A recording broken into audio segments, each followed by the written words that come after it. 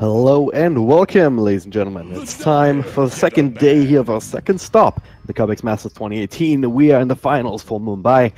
Emerence Gaming, who we've seen yesterday in a pretty thrilling series up against Dota Practice Gaming, ended up taking the 2-1 up against Signify, who got a default win because the opponents didn't show up. Maybe they thought it was not even worth it, because Signify, of course, one of these teams that actually makes splashes outside of India as well. Very well-known players among them, so they're certainly coming in as heavy favorites in this game as well. Let's see what Emerence can do up against that. My name is Dragondrop, happy to bring you this series, and also happy to be joined by Potom. Oh, you're indeed joined by Potom. Potom, yeah. Would you look at that? What a time to be alive! First pick Mirana, Super Major, and Signifier. Wow!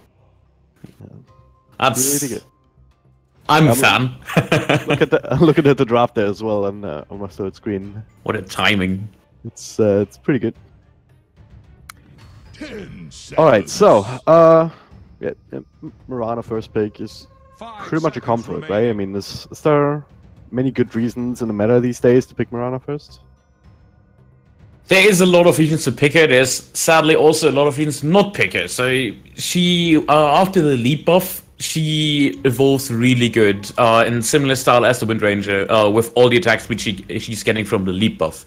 The downside of her is still that the stun is absolutely unreliable, and you have to find a very special place for her in your laning phase. You can't just pick Mirana as a roamer or as a position 4 and be fine with her.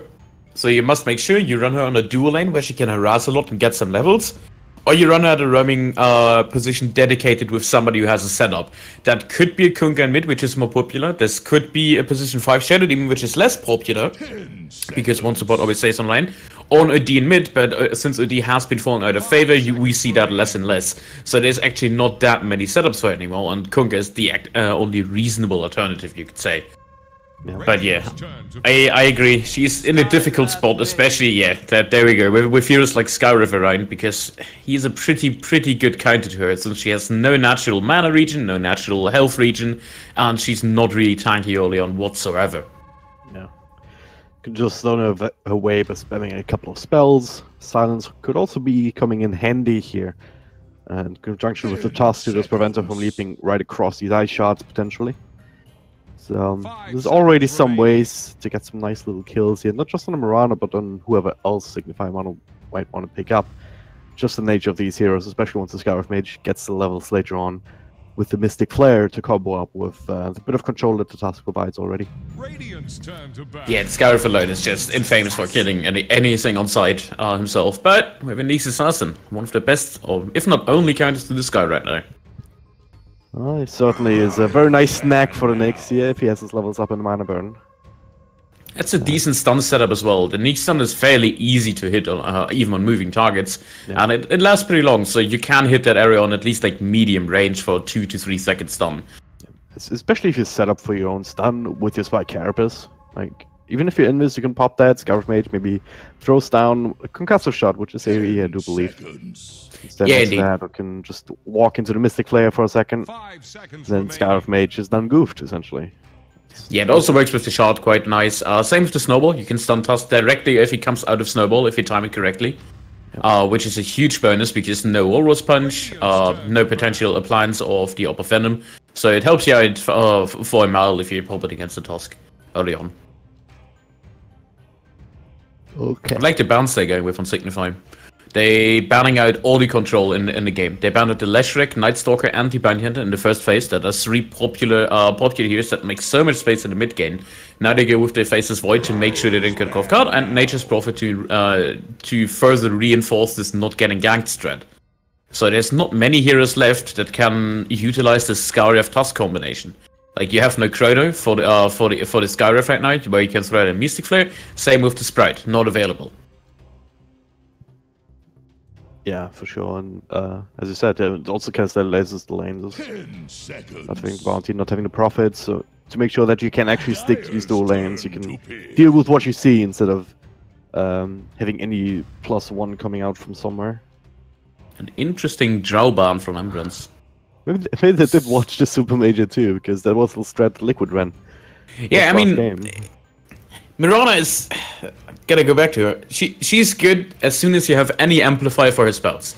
You need either further damage, further magic damage, or you need somebody that sets up your stun. Then she becomes a good hero. Without that, she's probably one of the most neutral heroes there is, because she kind of offers everything. Some magic damage from Starstorm, a stun from the arrow, but it is unreliable. A good team fighting ult, with a setup that is, because just going invis doesn't really help you in a team fight against anything, so it's more of a setup. And then you have to leap with attack speed and as an escape, but it isn't really everything, so you can use it aggressively and defensively. She's absolutely neutral in everything. Yep. You could say she's balanced. One of the heroes that you like that is actually balanced, and the other that you also call balanced, even though it's not. Alright, I see how it is. Weaver coming in, huh. Sure about this one. It's an interesting one. But it's fairly squishy. I just see this Weaver catching an arrow, catching a Nyx assassin and die. Yeah. Certainly gonna be very careful. On the flip side, I mean, if he doesn't catch that, oh, never mind. Ooh, I was just gonna say, yeah, they don't have a lot of super reliable lockdown against him unless he just no, they do into the Nyx, but now they do with the Disruptor. Great against not just Weaver, but also the Tusk. I mean, if you know what's in, it's like, oh, okay, I've got my friends with me. You're all gonna die, and Disruptor just says, nope, just Static Storm, Kinetic Fields, and just serving them on a silver plate for the rest of his team to do with as they please. Really good pick here, I think. Yeah, the Disruptor is definitely a good pick. It's not only good against the Weaver, it's also great against the Tusk. If you see a big snowball, you're doomed. Like, just the Disruptor pick alone will make sure that Emeralds can never form and snowball anything. Ever. Because you're gonna land in a Static Storm and then you immediately lose the team fight.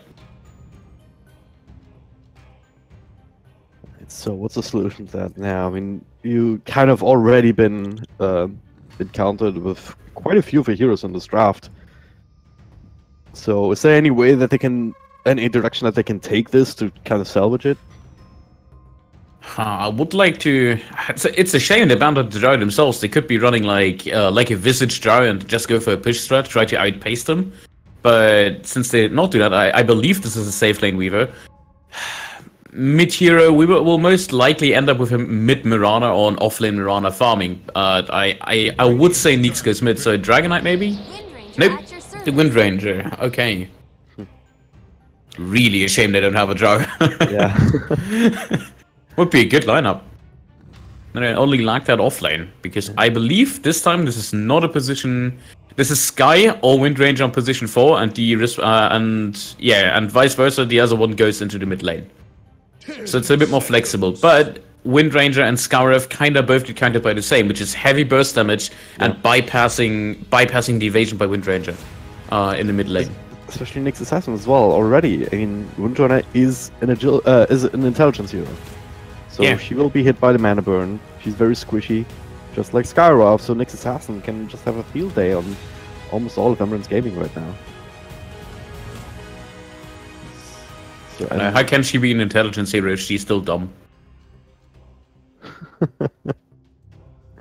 It's a good point. But one button. Because she has red hair.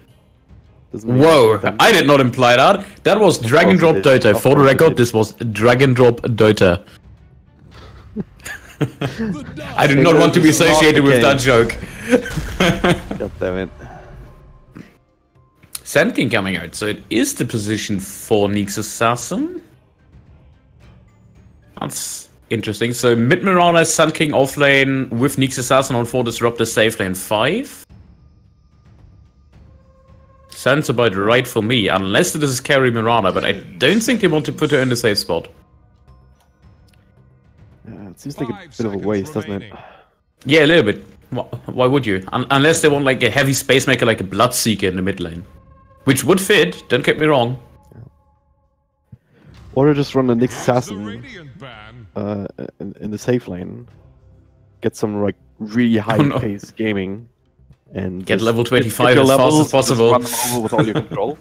Then you have the Sand King Mirana in the offlane, just with the Burst Strike setting up for a bit of an arrow. Don't like that much. I feel like they're building up to a 4 Protect 1 lineup. With the safe lane being someone like a Terrorblade, someone like a Medusa, or Slark would even come to mind. But I'm gonna put my money on the Bloodseeker here. Radiant's turn to pick. Because he's a hero that builds into Blade Mail. Lina, That's okay. almost a Bloodseeker. But yeah, alright. Safe Lane Mirana, mid Lina. Going with the burst damage. I would have liked anyone that builds into the Blade Mail, because look at the great targets you have. Weaver can't hit you. Scarif can't hit you. Windranger, nope, never use the ultimate. At the same time, you also can't use your ultimate if you are dead, and Lina will make sure that everyone is dead. I mean, similar to the Nyx Assassin, Lina provided an extra bit of burst damage. Like a single combo will kill Windrunner, Skywrath, even the Weaver. Yeah, sometimes, right? True. They definitely outburst them. Yeah, LSA Dragonslave ultimate. And they have good setups. Like, they have 4 heroes with a stun and Disruptor, which is not a stun, but let's just say 3 control spells. Yeah. So they will be able to lock somebody down for the Lina. Yeah. Oh no. Why is there no Drow in this lineup? Alright. That changes things a little bit. Is it though? I know. Not really, I feel like Husker will get controlled, and they have a lot of physical damage we don't see right now. Like Mirana and Lina are 2 of those heroes that can dish out that physical damage against the Husker. They skill into that eventually. But if Huskar gets off to a good start, if he doesn't get killed by all of this control early on, there's gonna be a timing window, I think, where they're gonna have some issues killing him off, potentially. If you arm the targets properly, and if he just doesn't get overwhelmed and runs into 5. I don't think we're gonna see the Husker running into 5 ever in this game, because then you just lose because of the control. I think this is more of we want to split up our lineup. We want to run like Husker with the Scouref just roaming around the map. We have Windranger on the other side making space while the Weaver's farming. He's a good pick against the heroes of Signify individually, but on a large scale against everyone in team fights, he will fall victim to them, because there's not much that can save him beside the snowball. And there's 5 stuns. Weaver will not be able to just freely run around in those team fights. Yeah. He gets anyone that gets catched by 1 stun eats the other 4 as well. Alright, so overall, still the draft advantage for Signify, one could say. Yeah, I would say Signify has the better draft. Alright, we'll see how long this game takes. Of course, the other pro team that we had in Pune last time was RG Titans, who just swept the floor with whoever they faced. Very, very quickly indeed. Yeah, but this time, I think, EG, we're on a little bit higher skill level. Again, something you wouldn't usually hear about EG, but... we've seen them play. They might find a reasonable opposition to them, especially with the Husker pick. They're trying to go with that cheeky pick, trying to catch them off guard. Don't think it worked out that well in this game so far, but looking at the lanes, they're already setting up for a defensive tri-lane on Signify. Yeah. On EG. Sorry. I mean, on both actually.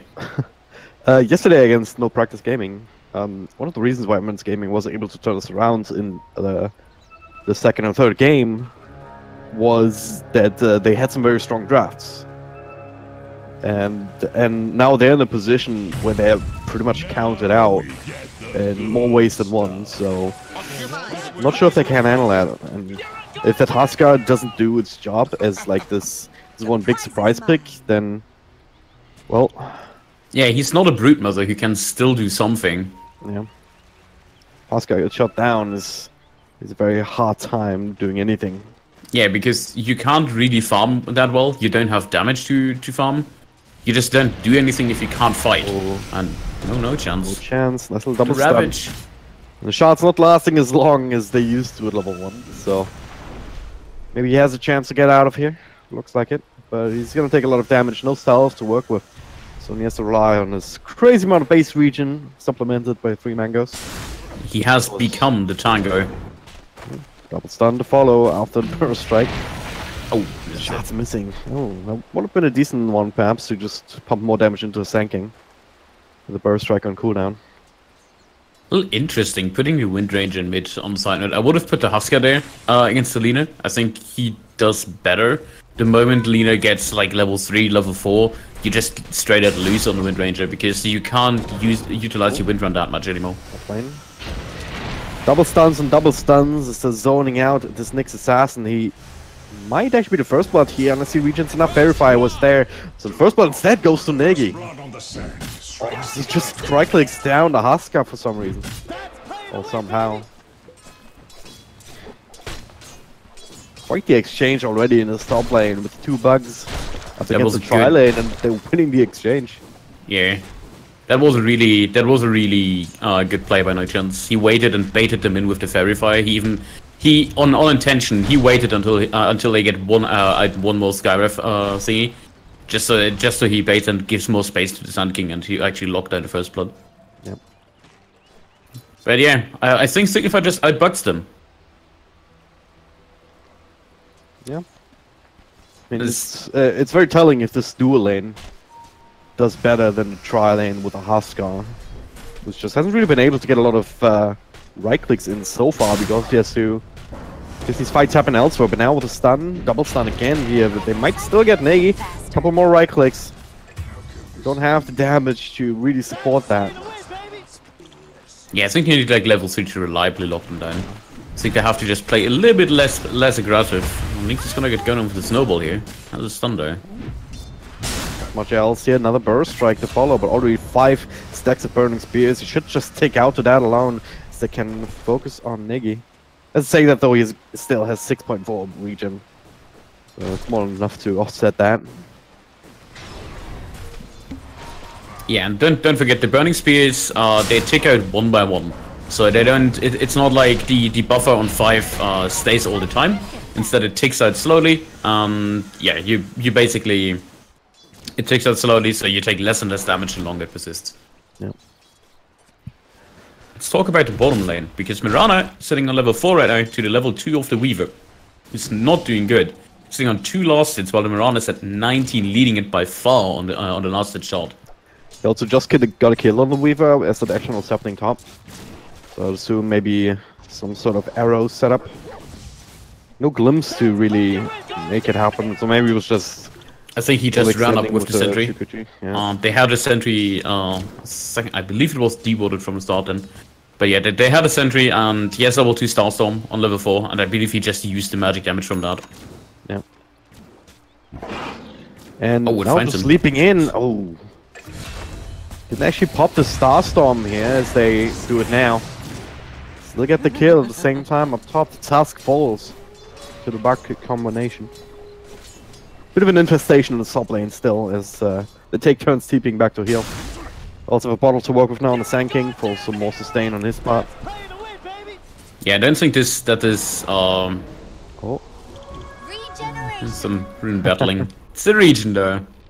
Pretty smart there from Windrunner, just picking up the region with the wind run, so the right clicks could not actually cancel it immediately. Dragon Slave was on cooldown, so he's able to. Yeah, and he knew he didn't have them. He did not have the amount of a lightning strike array. Yeah. Ooh, good shot to know. Go again, burst strike here, and look at this. Huskar dies again. This is not what you want to see with his hero this early on. The support's still trying to finish the job on the Nyx assassin, but he's gonna have another stun. With the extra bottle charge, the burst strike will miss down. That should mean that Zac will be able to make his way out, but he has to go home. He does not have any mana left. At the same time, dive bottom, get yet another kill on the Weaver. Yeah, and this is the point on the Weaver where you just have to leave the lane, because you just don't do anything.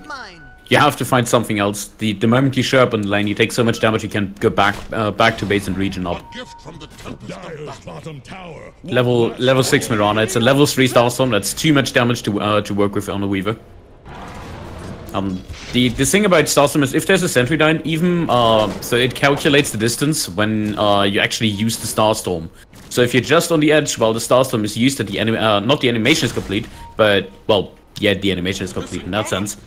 And it's falling down, even if you run out, it will still hit you. Trying to go on F, but this time the support was there in time. Not enough damage here to actually finish the job until walks in too deep. Negi with a triple burst strike. He's still ticking out a little bit, but can start bottling up now. So Burning Spears expired. Daniel, he really wants to get this kill with another snowball, but the raindrops protecting him. Another burst strike coming in whenever they need it, and there it is now. Negi Zack gets another spell off. That's not going to be enough either. Oh, he's totally gonna dive him, isn't he? 5 stick charges, absolutely. If Zack shows himself. He doesn't want to go into tower range with this low health. He knows where he is. Come on, do the blind stun. Do it. Ah, too late. I was so hoping for that. Oscar, Snowball is there. Should be able to get finished off this kill now. The stun's already used, but look at this F. He just came back to base. That's a certain stick charge can work with. This time he'll get both of these kills. Salvage the situation somewhat, but Windrunner mids, like, I can't possibly show all these kills if they happen at the same time. This is unfair. Need more camera people. Yeah, where's our production crew? We right? need more monitors here. Yeah. 94, 7 minutes in, Signify. With a good lead here, pretty much winning all 3 lanes somewhat, even top lane Huskar quite eclipsing the Sanction comes in that turf. That might change now, but Burst right down to the low ground this time. Oh, the arrow bottom into the kill. Easy. God. I mean, Quick reactions. Utilizing the Weaver, he used Skakuchi just to get it lasted, and then he just leaps under the tower. Predicts precisely where he's gonna come out in his own line and kills him off. amazing place already, and now Teeping towards the top shrine and wants to mix up the top lane. Just won't let the fact stand that they just kind of drew even here with the Huskar. To say that though, Negi gets full creep wave here, getting a few extra 100 gold between him and F. No chance. Spike Carapace now can stun on demand with Burning Spears coming in. But yeah, he already realizes that there's something to be feared here. More rotations in though, Daniel and the Scar of Nate, but it's too late. Right clicks are gonna be enough to kill him on the tower. Yeah, they have so much physical damage, and Huskar is sitting... Yeah, he's level 5, but he was already forced to put 2 into Berserker's Blood. He needs that magic resistance desperately. Yeah. Dire fortified their structures. Oh man. It's not gonna get better. Ding ding. Oh, doesn't quite find the shackle. The silence is there. Zack throws on a few spells, but he's only level 3 himself. Not really all that powerful. Power shot also off the mark, and now can potentially find a turn on here if they line up a burst strike. Kinetic field keeps all of them close. Double burrow, triple follow up here with the Spike Carapace, and Blizzard can strike it away. Spider Shackle's coming in. 2 heroes already dead. F trying to turn things around now. Another burst strike will be possible. He just keeps finding more than one. They're all gonna die. So all of this stun lockdown that you were mentioning in the draft already coming into play. Too much control. All of that was This without is- the Lina. Sufti was not part of anything here apart from this one kill that he made happen himself. He just took down a tier 1 mid for free. Yeah, he's a simple man. He sees towers, he push. Yeah. He doesn't care. He fights buildings, not heroes. Tower is under attack. So we've no chance with the Vendetta online. Can he set up anything? He's level 6, so he'd have to come it up properly. And turns out it's not all that hard if you have a ridiculous amount of burst damage. Yeah, you could say it as we've had no chance. But yeah, That's a true. good He had that right next to him. Yeah. Oh god, top lane, the glimpse into the arrow. Oof. Not the longest duration arrow. And he will actually survive. Blizzard wants him to commit for it. He gets the kill. Exchange for a puzzle. Doesn't want to fight the Huskar though. He should be dead to swap there, right? Unless he TPs right now. So, He's trying. The bug's on top of him now. yeah, the bugs made a difference. Alright, still good enough. Get another kill. It's a 9k gold lead at 10 minutes. They lead practically everywhere on the last chart, like 65 and 62 on their course. And so the epicenter Alright. of the task. Negi, he just Farming. farming the 2 small wild wings. My favorite thing is that Neji always flames himself with voice lines when he fucks up. And that's like the 4th time. Oh well. Looks like you desperately need the epicenter in teamfights right now, so might as well use Yeah, it to not try and really. make an attempt. If Tusk was alone, he could have probably just run him down, but and If he landed a blind stun on the Weaver, he would have exploded to all the caustic. Was waiting for that top. Find no chance. nice little silence there from the assassin. Can still try and turn this around and look at where they look at who it is, Swifty. cleans up, no chance. Actually did not finish the TP because he'll actually survive this one normally. So 2-3 heroes die up top as Blizzard and Puzzle finished up the Tusk in the backlines. A Weaver. Oh god, no. It's locked down as well. Another kill. Another one. This is looking like a bit of a storm. They have a catapult here. Dire's top Tier 1, not long for the world. They can just transition it straight into the Tier 2 if they want to. top tower has fallen. Plenty of mana left since the Arcane Wound on Lena, making the spells less costly than usual. 11k now. So, who's the feeder? Who's the feeder and Signify? Neek's Assassin and Neji with both 2 deaths. Not acceptable. Structures are fortified. This is base creative though, I'm pretty sure. Classic offlane, having 90% of the deaths. Is under attack.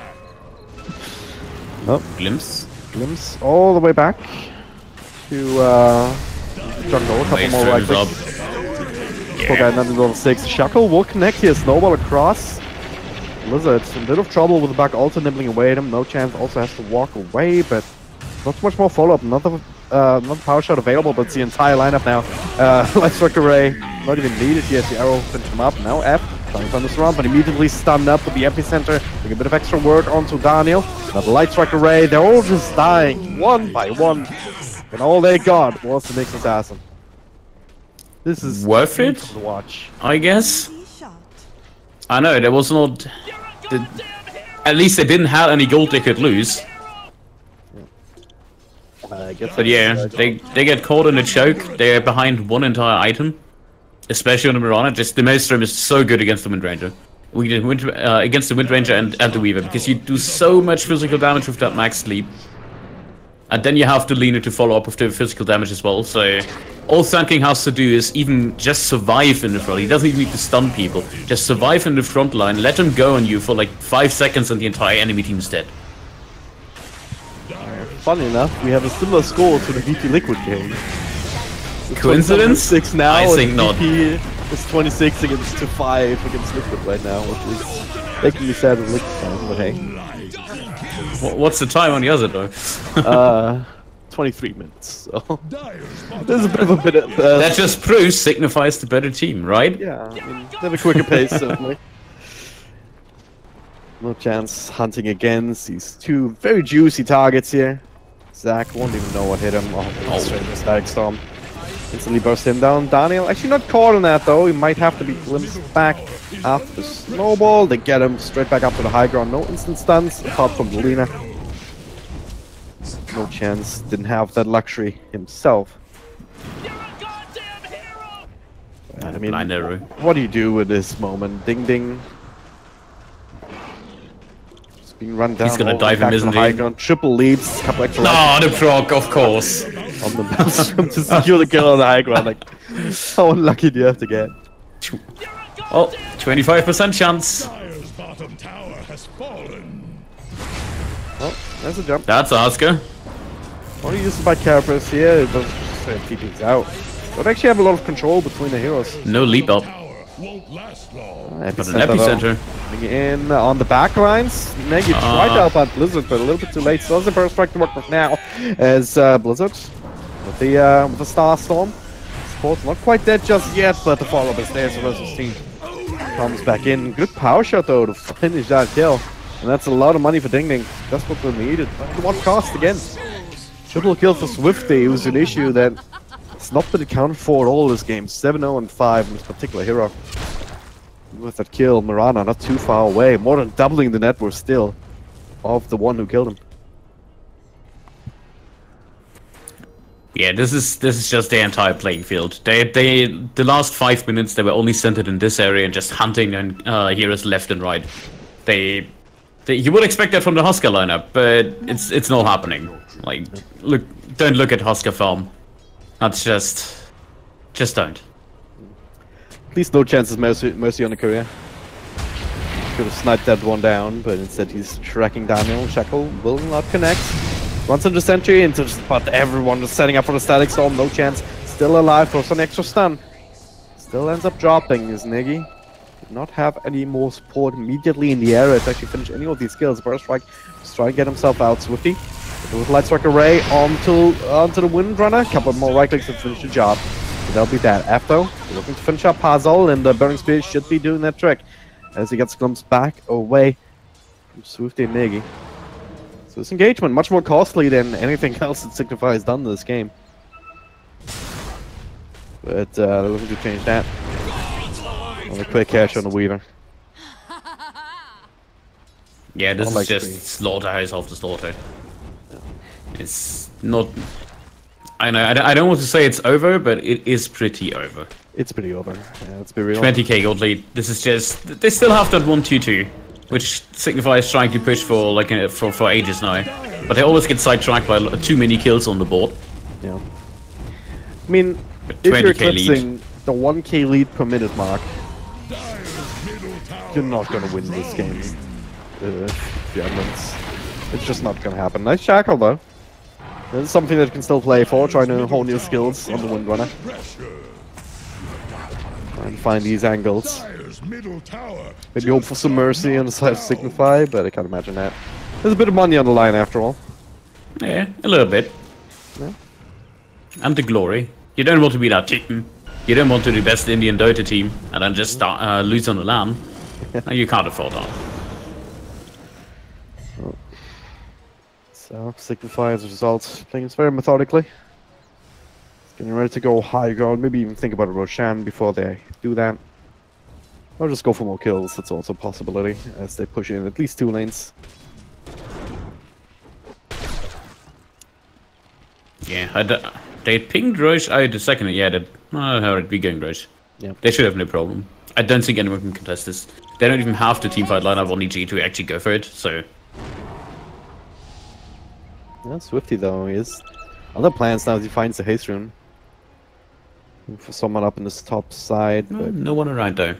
Yeah, if you walk next to the cliff, we would actually run into an Observer Sentry combo, so yeah. Just checking whether someone's already hiding there, so now go straight back into Roshan. All the stuns in the world if they want them. Beyond that, maybe a leap or two. Just get the extra attack speed. Not the quickest Roche in the world, because they don't have any minus armor and serious physical damage. Hey, good enough. Yeah. It works. Go to them uncontested. Aegis in the hands of Blizzard, so you can be as crazy as you want with the leap-ins.